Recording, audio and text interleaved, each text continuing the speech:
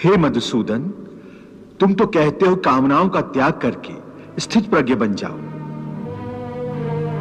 परंतु स्थित प्रज्ञ बनने के लिए सबसे आवश्यक क्या है? स्थिर बुद्धि। स्थिर बुद्धि? परंतु मनुष्य अपनी बुद्धि को स्थिर कैसे रख सकता है? आशा और निराशा दोनों से मुक्त होकर ही बुद्धि को स्थिर किया जा सकता है। बुद्धि स्थिर होगी तो इंद्रियों के विषयों का बल टूट जाएगा। यदि कोई किसी इंद्रिय को ही काट कर फेंक दे तो क्या उस इंद्रिय का विषय नष्ट हो जाएगा?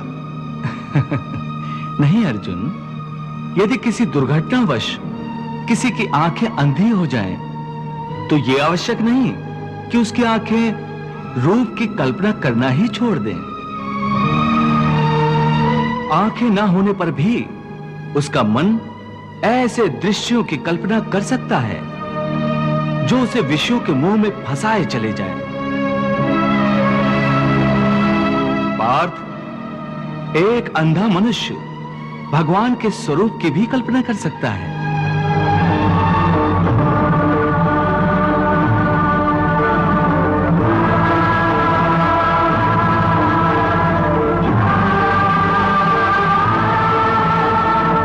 और एक नारी के शरीर की भी कल्पना कर सकता है।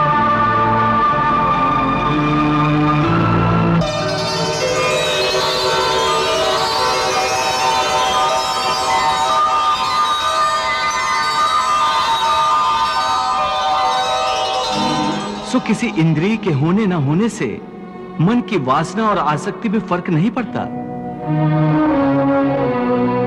हे अर्जुन, कई लोग अपनी इंद्रियों पर बड़ी कठोरता से निग्रह करने के लिए बड़े कठिन व्रत और उपवास रखते हैं।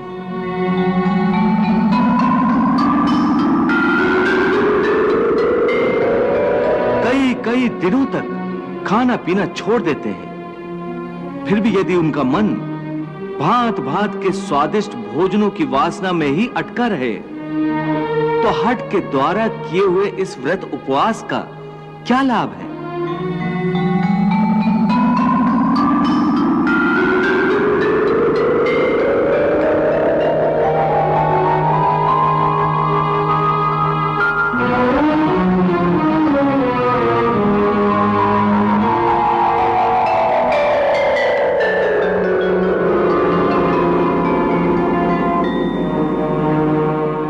ऐसे लोग हठ के द्वारा अपनी इंद्रियों को सुखाकर निर्बल तो कर देते हैं,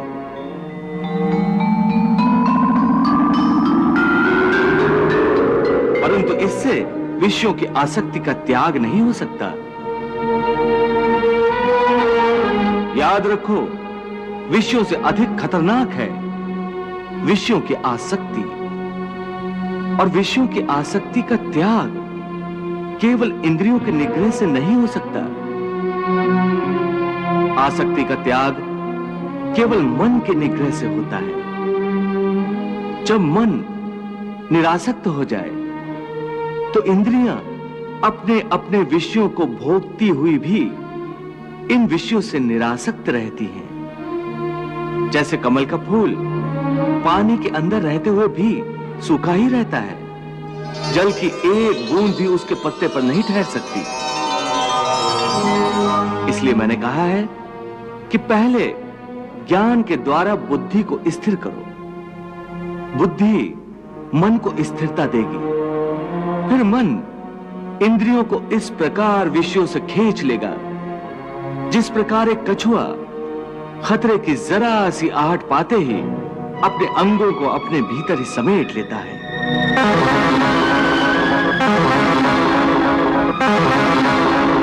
हे पार्थ, यदा संघर्ते चायम कूर्मो अंगानीव सर्वशः इंद्रियाणि इंद्रियार्थेभ्यस् तस्य प्रज्ञा प्रतिष्ठिता। हे अर्जुन, जो भोग विलास का भक्त होता है वो परमात्मा का भक्त कैसे हो सकता है? ऐसे मनुष्य जो बाहर से भक्ति का प्रदर्शन करते हैं परंतु मन से विषयों के चिंतन और उनकी आसक्ति में लीन रहते हैं, वो भक्ति का केवल ढोंग करते हैं।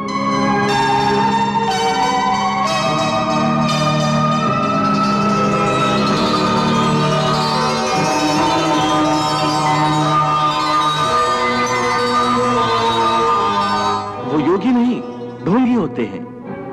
इन्हें मिथ्याचारी कहते हैं। विषया विनिवर्तन्ते निराहारस्य देहिनः रसवर्जम रसोप्यस्य परम दृष्ट्वा निवर्तते। कर्मेन्द्रियाणि संयम्य य आस्ते मनसा स्मरन् इंद्रियार्थान विमूढ़ात्मा मिथ्याचारः स उच्यते। पार्थ, स्थित प्रज्ञ मनुष्य की बुद्धि स्थिर रहती है, अपने मन पर उसका नियंत्रण रहता है। स्थित प्रज्ञ को भोग और उपभोगों में रस आसक्ति नहीं होती। वो शुभ अशुभ वस्तुओं की प्राप्ति होने के बाद भी न प्रसन्न होते हैं और न दुखी होते हैं। पार्थ, ऐसे महापुरुषों को पूर्ण विश्वास होता है कि ईश्वर सदा सर्वदा उनके साथ है, इसलिए वो किसी भी परिस्थिति में विचलित नहीं होते।